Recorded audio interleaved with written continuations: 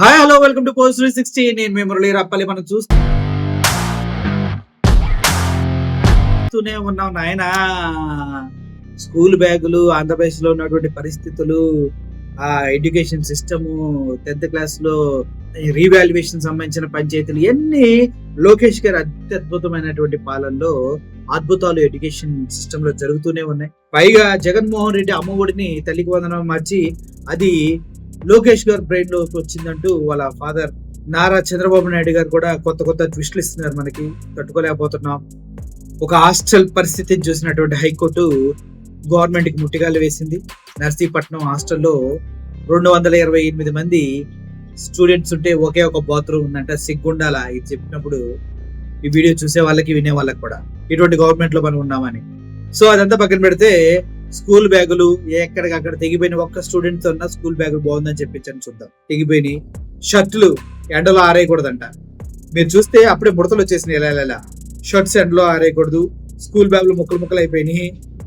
కొన్ని ప్రాంతాల్లో ఇంకా బుక్స్ కూడా వెళ్ళలేదు. పాపం విద్యార్థులకు ఫుడ్ సరిగా ఉండలేదు. హాస్టల్లో ఉన్న వాళ్ళంతా ఈ మధ్య కాలంలో హాస్పిటల్కి ఎక్కువ వెళ్తున్నారు. హాస్టల్లో ఫుడ్ తిన్న ప్రతిసారి మన మంగళగూడ అనిత గారు ఒక ముద్ద తిని అని ఏడుస్తూ పాపం ఆవిడ బాధ ఆవిడ చెప్పుకుంది. పాపం తినక హాస్టల్లో వంట తింటే బొద్దింకలు ఫ్రై చేసి పెట్టింది ఆవిడ. ఎవరు మహాతల్లి. నమస్కారం అమ్మా. తెలియాలి అప్పుడప్పుడు ఇట్లాంటి వాళ్ళు వచ్చినప్పుడు తెలియాలి మన బస్సులు, లేకపోతే కష్టం కదా. సో సైకిల్ మీద వెళ్తున్న స్కూల్ పిల్లల్ని ఒకడెవడో కదిలించి కంపు చేసాడబ్బా.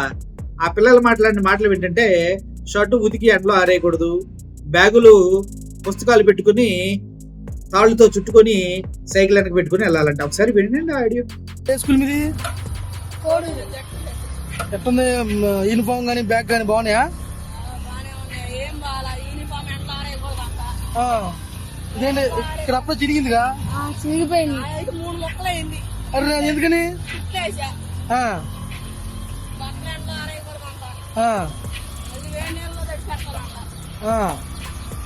అవి సరే కాదు, యూనిఫామ్ క్వాలిటీ ఉందా? గట్టిగా బాగున్నాయా? పీసులుగా ఊడిపోతున్నాయా? బ్యాగ్ బాగా గట్టిగా ఉన్నాయా? వెనక చిరిగినట్టుంది. బాగలేదంట, క్వాలిటీ లేదంట. మరి జగన్ ఇచ్చినప్పుడు బాగున్నాయి. అప్పుడు ఇంకా క్వాలిటీ ఉన్నాయి. అప్పుడు అవి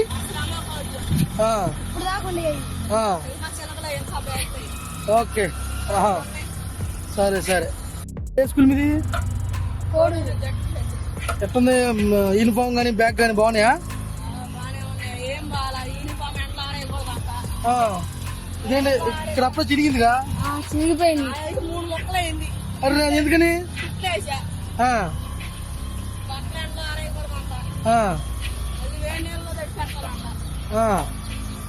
అవి సరే కాదు, యూనిఫామ్ క్వాలిటీ ఉందా? గట్టిగా బాగున్నాయా? పీసులుగా ఊడిపోతున్నాయా? బ్యాగ్ బాగా గట్టిగా ఉన్నాయా? వెనక చిరిగినట్టుంది. బాగలేదంట, క్వాలిటీ లేదంట.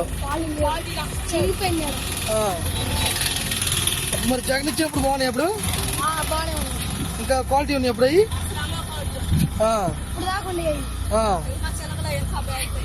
ఓకే. సరే విన్నారా?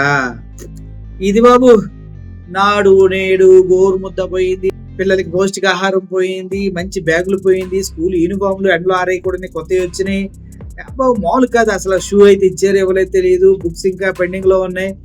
అన్నం సరిగా ఉండట్లేదు. విద్యా వ్యవస్థ 10th క్లాస్ లో ఏమో మూకముడిగా కట్టలు అలా ఫెయిల్ అయిపోతే రీవాల్యుయేషన్ దగ్గర 70,000 మంది పెట్టుకున్నారంట. ఒక్కొక్కటి 2-3 సబ్జెక్టులకి. అంటే ఎంత అయిందో చూడండి. అదే పెద్ద కోట్లలో వెళ్ళిపోయింది. అసలు మామూలు సంపాదన కదా. సంపద సృష్టిలో లోకేష్ గారు ముందడుగేశారు అనమాట. ఈ విధంగా రాష్ట్ర వ్యాప్తంగా లోకేష్ గారు ప్రతిభ పాఠవాలు రోజు రోజుకి ఎంతెంత అంతంత ఆకాశం అంతా ఎగిరిపోతూనే మనం ఏం చేద్దాం? మనం ఏం చేయలేం. సో ఓవరాల్ గా పరిస్థితి అయితే ఇది. ఆంధ్రప్రదేశ్ లో విద్యా వ్యవస్థ రంకలేస్తూ వెనక్కి పరిగెడుతుంది. అదేంటో రివర్స్ గా రంకెలేస్తూ వెనక్కి పరిగెడుతుంది. ఇది మ్యాజిక్ అంటే. మ్యాజిక్ ఇది. మ్యాజిక్ మనకు ఆంధ్రప్రదేశ్ ప్రజలకు కావాల్సిన మ్యాజిక్ ఇదే. లోకేష్ గారు, చంద్రబాబు నాయుడు గారు, అదేవిధంగా పవన్ కళ్యాణ్ గారు అద్భుతమైన మ్యాజిక్ ని సూపర్ 6 ఇస్తాం హాంఫర్ట్ లేవు, మ్యాజిక్ నిరుద్యోగ వృత్తి ఇస్తాం హాంఫర్ట్ లేదు. మ్యాజిక్ల మీద మ్యాజిక్లు చేసి పెద్ద పెద్ద గిమ్మికలు చేస్తున్నారు. బా 2 లక్షల కోట్ల అప్పులు తీసుకొచ్చావు, ఇదిగో లేదు, ఎక్కడ పెట్టావు తెలియదు. What a magics. ఆంధ్రప్రదేశ్ ప్రజలకి మ్యాజిక్ యొక్క మతలబు తెలియట్లే. ఏం చేద్దాం, మతలబు తెలిసిన రోజు వాటి భూస్థాపితం అంతే. అలా కాకూడదని నేను కూడా మనసారి కోరుకుంటున్నా. లోకేష్ గారు యువ నాయకుడు, యుగలం అంటూ అక్కడక్కడ నడిచారు ఆయన. ఆ యుగలంలో ఏదేదో చెప్పాడు ఆయన, తెలిసి చెప్పాడో తెలియక చెప్పాడో, అనుభవ రాహిత్యం వల్ల నోటికి వచ్చింది అలా వగేశాడో అర్థం కాలేదు. కానీ చివరికి చొక్కా ఎక్కడ పట్టుకుని కొడతారో, కాళ్ళు ఎక్కడ పట్టుకుని కొడతారో అని ప్రజల్లోకి రావడమే మానేశారు. చివరికి స్కూల్ టీచర్లు కూడా శాలరీస్ అవి ఇవి హైక్ చేస్తారని అవి కూడా చేయలేదు. మెగా డిఎస్ఏ మెయిన్ సంతకం పెట్టింది మెగా డిఎస్ఏ. ఇప్పుడు వరకు దిక్కులేదు స్వామి. మెగా డిఎస్ఏ చంద్రబాబు నాయుడు గారు మెగా డిఎస్ఏని అని సంతకం పెట్టాడు. ఏమైంది కూడా తెలియదు. మ్యాజిక్, ఆంధ్రాలో మ్యాజిక్లు మయం. సావండి. Thank you for watching this film. Murali సెనిగా. Thank you so much.